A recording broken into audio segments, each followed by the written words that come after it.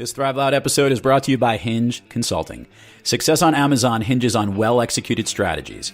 Contact Hinge Consulting to learn about total Amazon channel management and to see if your business has what it takes to grow over 300% over the next 12 months. That's Hinge Consulting at hingeconsulting.co. Welcome back to another episode of the Very Serious Business Podcast. The show that explores the old ways of making money are the only ways. Today, we'll speak with Humperdinck Elderman, a man whose motto is, if you're happy in your field of work, then you're obviously not working hard enough. Hold up. Humperdinck? Seriously? I don't think so. Welcome to 2018, people, the year where we strive to thrive each and every day. And don't use words like Humperdinck. Want to know how you can get started? You need to listen to the amazing episodes that Thrive Loud with Lou Diamond has to offer. Want to jumpstart your business? Thrive Loud. Looking to be inspired? Thrive Loud. Want to work smart and not hard? Thrive Loud. Drop kick the old stuffy way of doing things and get out there and change the world. Listen to Lou Diamond as he brings you the smartest leaders and most dynamic guests with the most energizing messages. Listen to Thrive Loud and you and your business will start thriving too. Welcome everyone to another episode of Thrive Loud with Lou Diamond, connecting you to the most inspiring and amazing people that are thriving each and every day. Today on Thrive Loud, we bring you board-certified psychiatrist, maternal mental health expert, author, speaker, podcaster, and founder of Not the Typical Mom. Our guest today on Thrive Loud is dedicated to helping moms escape the stereotypes, abolish mom guilt, and live their own authentic mom lives. Thrive Loud listeners, we are in for a fun conversation with Stefani Reinold. Stefani, how are you today? I'm so good. Thanks for having me, Lou.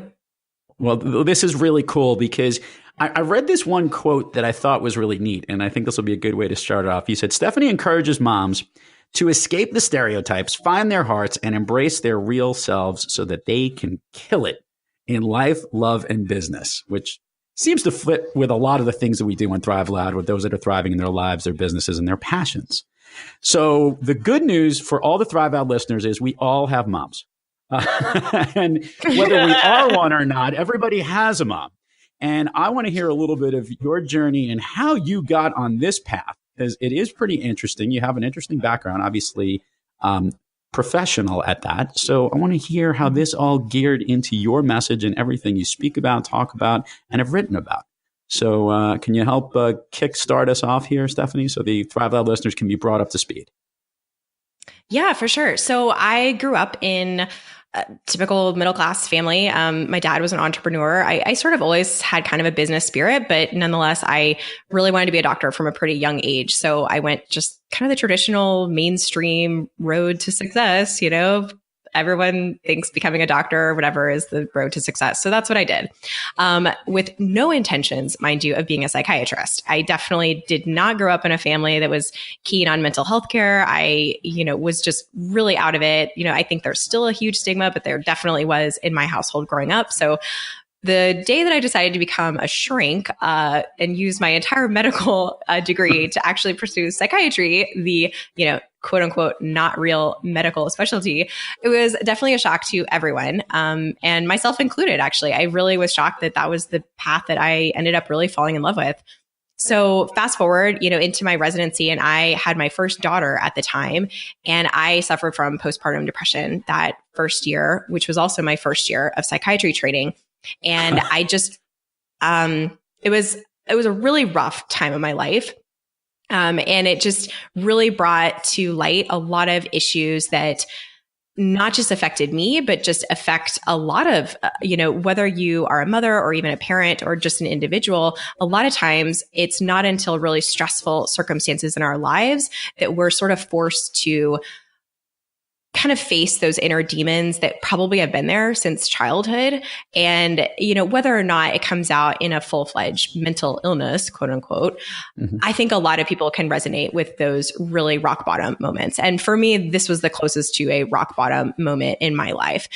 And, in getting mental health services, I also just realized this huge gaping wound that was, in fact, the care of mothers and the support of mothers. And that, that year after you have your baby, it's like you don't see a doctor, you don't get any kind of support. It's just people just expect you to just like walk into this parenting thing and everything to be perfect. And when, and I think it kind of relates to entrepreneurship, because now that I'm an online entrepreneur, I also can relate, because like people just give you this sort of like rule book, and you just expect that things are going to work out exactly like it should be. And, in motherhood, we expect it to be like the Pampers commercial. And in the online business world, we expect it to be like the 4-hour work week overnight. And, as you know, like things just don't turn out that way.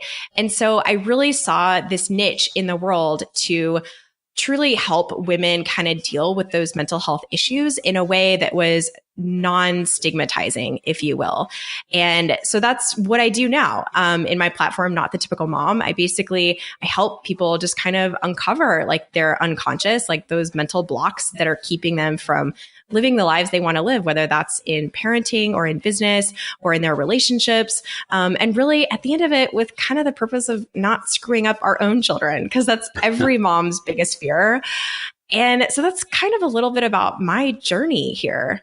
So I like the story, and I want to rewind just a quick second here. Were you astute and alert enough to recognize that you were going through postpartum depression, like almost diagnosing yourself, or was it called out to you? And because it's very difficult to recognize when we're down, and you obviously are around all different types of mental conditions, illnesses, states of mind. How did you recognize that this was it, or just everyone was telling this to you? No, not at all. It took a lot of introspection, because anyone that is aware with any mental illness, it's not like a skin rash. You can't look at someone and know that they're suffering. To an extent, I think when things get really bad, and you start to not take care of yourself, or, you're not taking care of your kids or your family, it becomes a little more obvious, which is kind of what happened to me. And there were so many things at one time. My dad was dealing with some health issues. We had moved across country. I had no family, no friends in the area. My husband's in the military, so he was working very long hours. I was working like 60, 80 hour work weeks as an intern. It was a really hard time. And so I kept kind of telling myself, oh, this is just a hard time. This is just stress. This is just how everyone feels. And I wasn't connecting to actually the fact that I had a baby on top of all this, that maybe that had something to do with it, until actually my mom came to visit us, and I was about 8 or 9 months postpartum at this time. And, things don't usually get better that quickly. If your depression is untreated, it goes untreated usually about up to 3 to 5 years, but definitely at least a year until you could kind of naturally come out of it. So I wasn't coming out of anything anytime soon. I'll just put it that way. And it took my mom kind of telling me, I'm really concerned about you. And she was even contemplating taking a medical leave from her own job, because she was starting to see, how really obvious my symptoms were at that time. So it took a lot of different forces. But even being in the medical field, I did kind of diagnose myself at that point, because I sort of knew kind of at an instinctual level that something wasn't right. And if anyone's listening that has suffered from mental illness, like I think you kind of know, it's kind of like when you meet the person who's going to be your partner or your spouse, and people always say, when you know. Right. I think it's a little similar to that. Like with mental illness, it's really hard because everyone can have different symptoms and everything presents really differently. But I always tell people, like, if there is something off, trust that intuition, because probably something is off. I think this is interesting. And you mentioned you came from a family that really where mental health and awareness wasn't the main priority from, at that stage in life and that time in life. And more, day in, day out, everyone is becoming much more conscious of the importance of our mental health. We've had tons of people on this show who preach the benefits of meditation intraday, or really understanding the mindset you need to be in. And to someone that's actually a mental health expert that we're speaking to, this is a time where there's that conscious understanding of it. And then there's, getting in the right mindset, but also what you're here on this planet to help a lot of people with is that those, when they're off completely in that stage. I guess I'm asking this question as not the typical mom coming from that state of a real serious issue with the postpartum depression, and helping moms really get rid of all of these things that you're dealing with. You're dealing with both sides, right? We're not just dealing with people that obviously have postpartum depression. We're dealing with everything. People who are always trying to get in the right state of mind as a mom. Correct? I'm asking. Absolutely. Absolutely. Yeah, I would say, and just so you know, I mean, I've gone through a few different rebrands with my online platform because of the stigma to mental illness. And so I almost really don't use that language a lot. It's part of my story. It's part of my book. And so I come out in that way, but to a lot of my clients that I coach online, I don't use that language because I find it so triggering to people. And it was to me too. I mean, I didn't want to deal with, my mental health part. I just, I wanted to make more money in my business. I wanted to get more followers in my, email list. But really it all comes down to yourself. It all comes down to dealing with yourself. And it kind of hurts to hear that, because then it realizes that all of your failures, quote unquote failures, I don't think there's such thing as failures, just different detours in your life. But all of those times when things didn't work out the way you wanted them to, you then have to take personal responsibility for that it really was because of you, and maybe so here's your a good own kind question. of mental blocks or biases. Mm-hmm. Oh, sorry. Keep going. I didn't want to cut you off. Yeah. I mean, it could be because of your own mental blocks, like why people aren't making the kind of sales they're making, or why a particular client triggers them, or, even a fellow mentor or colleague in, your business. Maybe they really trigger you and they bring out a lot of anxiety, or, if you have really strong, difficult emotions, that is something inside of you. I mean, that is something that needs to be processed, because human beings are not toxic. I really hate the term toxic people, because that, because I don't think anyone is toxic. I just think we react, or we are triggered by different things in different ways. And I think really acknowledging your own weaknesses as well as your strengths, and where you are just truly living in the details of your life. So a great example, and this is not entirely relatable to everyone listening, but, take any kind of detail that you are completely stressing out about right now. So for a lot of moms who do indeed suffer from postpartum depression, how they feed their children is incredibly stress inducing. It comes back to breastfeeding versus formula feeding. Do I go organic? Do I go baby food? Do I go, and it is so incredibly stress inducing for moms. And then for me to reframe and be look, this has nothing to do with the food. Whatever it is that you're actually stressing about and having really high emotional feelings about, it doesn't have anything to do with that thing. And so what I work with patients and clients about is getting underneath the surface. What are you actually worried about? It has nothing to do with what you're feeding your kid. You're probably actually just really concerned about, being a good mom. And so you're trying to follow all the rules. And if you follow all the rules, then you're somehow going to feel better about yourself, or whatever it is. But it's not about the details of your life. No, I got you. I was kind of laughing a little bit, and it's a little bit different because I was a dad, or am a dad, not a mom. But I've seen what goes on around the moms, or in the community I deal with. I've spoken to many women who are women coming back into the workforce place, and I am utterly impressed with the ability of women in business to be able to juggle personal and professional activities. It's actually unbelievable. Here's an interesting question, though. A lot of the things that you're talking about in the stereotypes that moms are trying to escaping, or the guilt that they're feeling, is it a first child thing? Or is it something, because I've seen the joke has always been, like, when the pacifier falls on the floor with the first kid, you like put it into a sterilization room before you give it back to the kid. But by the third kid, you literally like, you'll plug it back into the kid's mouth if it's, if it's a third child, not caring as much. So do you think, first of all, that is one of the issues? Is it mostly a situation where they're becoming a new mom, or is it pervasive across every, multiple children? That's a really interesting question, actually. I don't know if I've ever really looked at it kind of from an analytical standpoint. I can say in terms of the mental illness piece, there is no distinction between, it's not that, postpartum depression is more common with a first baby or second or third, it has no rhyme or reason to it. And I kind of like to think actually the same is true with even other issues. I mean, I know it sounds intuitive. It makes intuitive sense that a first mom is obviously going to struggle with all of this stuff more than someone who's having their second or third kid. But honestly, I myself am a mother of two, and I can definitely say I had anxiety after both of them in different ways. And I still struggled with it in different ways, even down to kind of the stereotype piece. It was in different forms. Like for instance, after my first baby, like how I fed my baby, for example, was a big stressor. Was I breastfeeding? Was I formula feeding? Was I a working mom? Was I a stay-at-home mom? But even now, it's funny, after I had two kids, the whole distinction of even being a work-at-home mom versus a working mom versus, the labels that we give. And I just feel like there is so much guilt. And it's funny because this came up in a conversation because I've been talking to my own mom because I'm doing a special Mother's Day special with my own mother.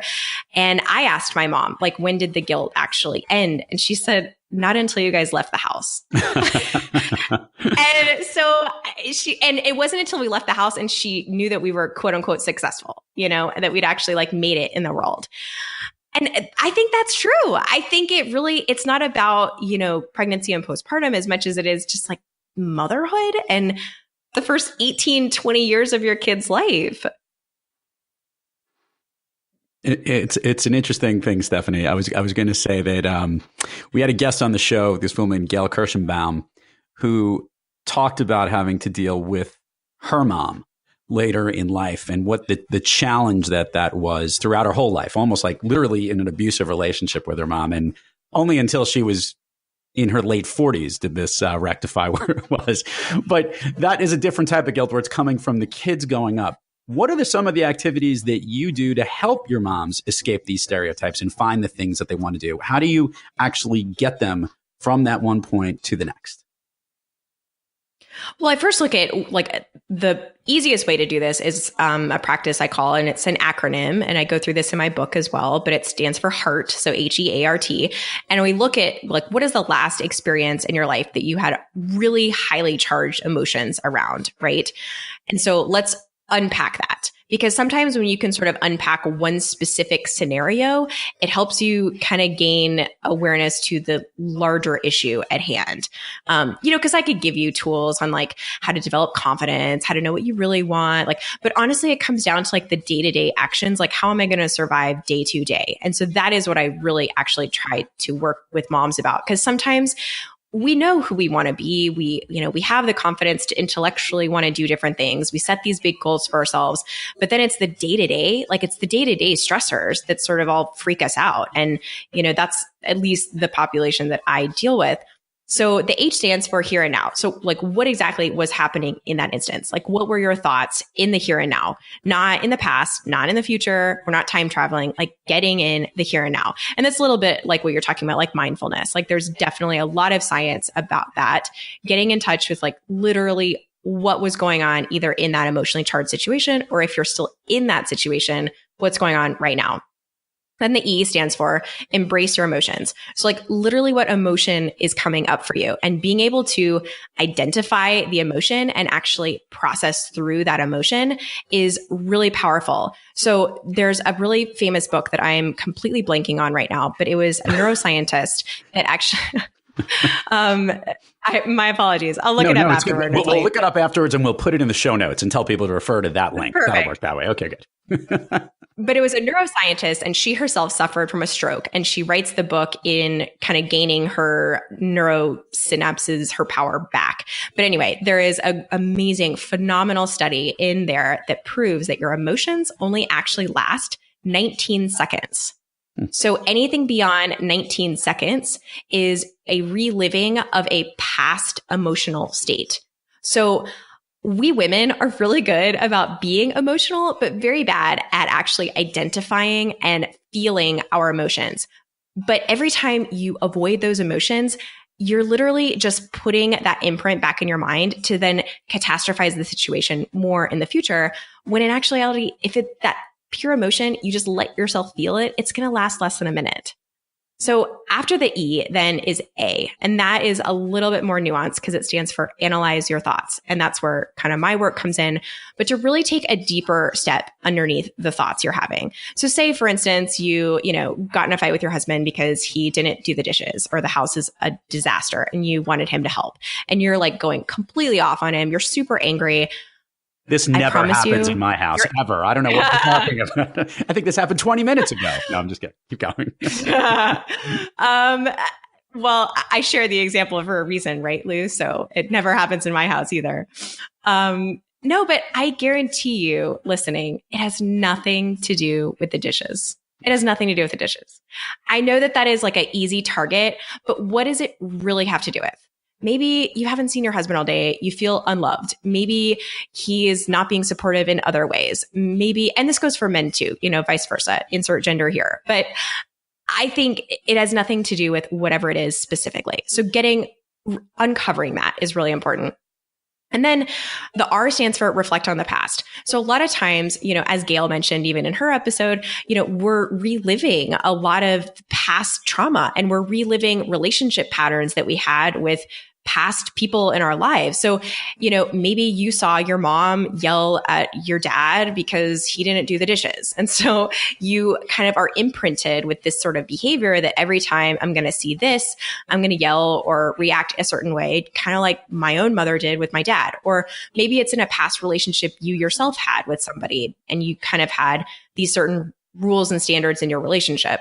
But really uncovering that, because then it sort of separates the current from the past and knowing that actually I'm just kind of reliving the past and I don't really want to do that anymore. And then the T is to take actions. Like, what do you actually want to do? Like, do you actually want to communicate logically? Do you actually want to, do something completely different? Do you want to just calm down? Do you want to just go take a bath or go to sleep? Like, what is the action that really is going to fulfill the desires of your heart at that moment in time? I like the analogy, and anytime anyone's taking an acronym, it's always good. I'm also laughing at the 19 seconds of the emotions and the reliving it. I've got that image. I think it's Mark Gungor who does that whole bit of the men's brain versus the women's brain and how women will emotionally charge like an electrical event, and any emotion they will burn a memory with. So I think that's why they keep doing it. I think I've seen that actually. Oh, it's so good. He does like the zzz type thing when he talks about the difference between the two. And men, of course, tell me like we have a nothing box and we have everything has to be in and we only exactly. Part of it. There is that component to it which does make it interesting. And getting back to the whole theme of your personal experience in your life, and look, I've met women who've had really, really serious issues with postpartum depression and much serious situations. From issues where there've been suicide attempts. There have been really serious issues happening that took years to go through. One, kudos to people like you that can help us through that, but also recognizing that there's a chemical change going on, and in your body and your mind, but also paired with the fact that you have to now take care of a living thing. And all those things put in together, I mean, it's no wonder you women are so much live longer and have all these more superpowers than men do, because you got to handle all this stuff and change your mind and your being with all of it. So look, I think it's great. And I think it's really important that this not the typical mom message that you're going through is important, because they have to recognize the value of themselves first before anything, before being a mom, before being a caretaker. and or in certain cases, as we've just discussed here, being a spouse. So, so you get all those things in priority. You can absolutely, then you could begin to thrive, as you say, kill it in life, love, and business. So I get it. I like your message, Stephanie. This thing's true, and it's definitely a little bit of a different take here than we normally have on Thrive Loud. But I like this because I think specifically for the women entrepreneurs out there who are also moms, like yourself, this is a great thought process to know that there's people like you out there to help them. So thank you, Stephanie, and the Thrive Loud community thanks you. Pretty cool. Yeah. You're very modest.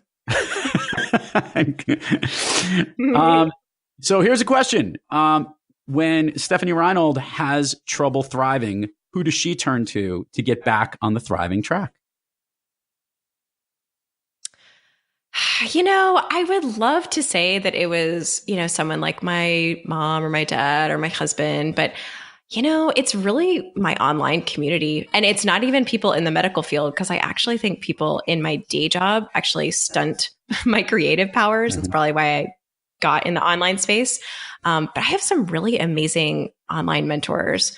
But in terms of I guess specifically what I do to just kind of get out of my head, music is such a release to me.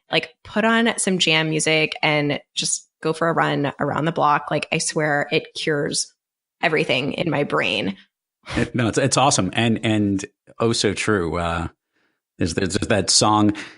So let's ask this follow-up question, Stephanie. If Stephanie Reinold is walking down the street, does she have a theme song? Is there a beat going on? What is that beat that drives you to your amazingness? Oh my gosh. What is that song? There's got to be something that's your go-to playlist favorite beat.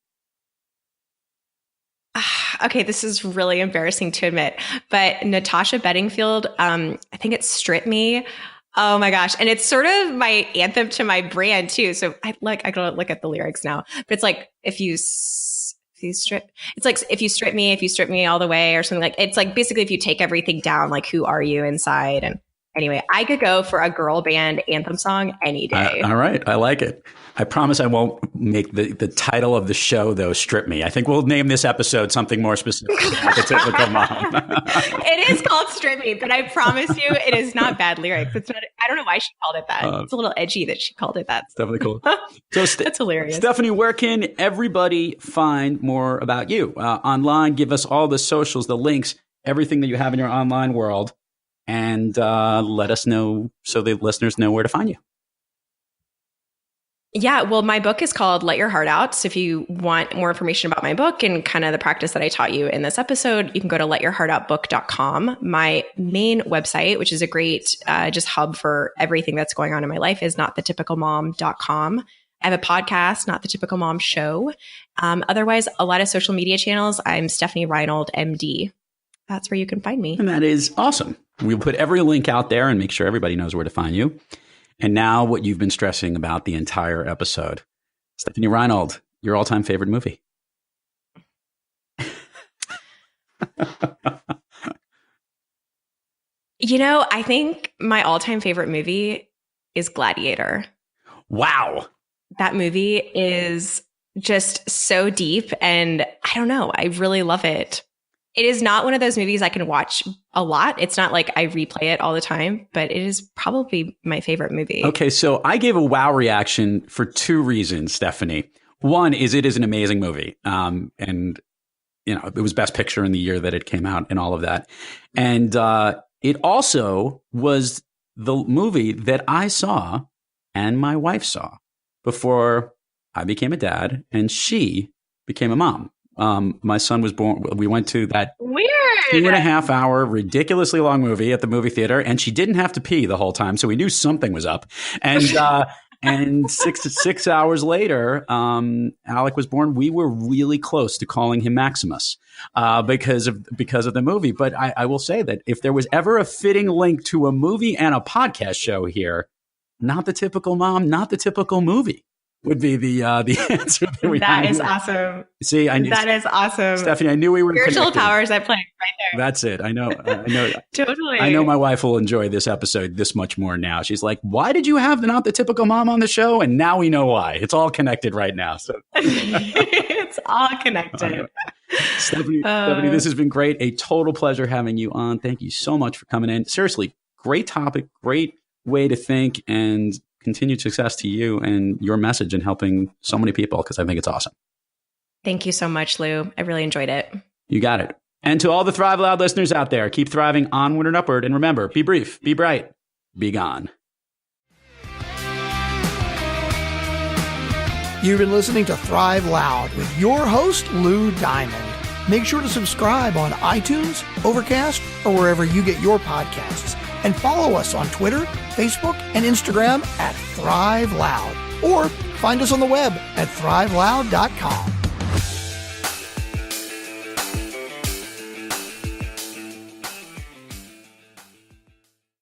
Lou Diamond, funding broke college kids since 2017.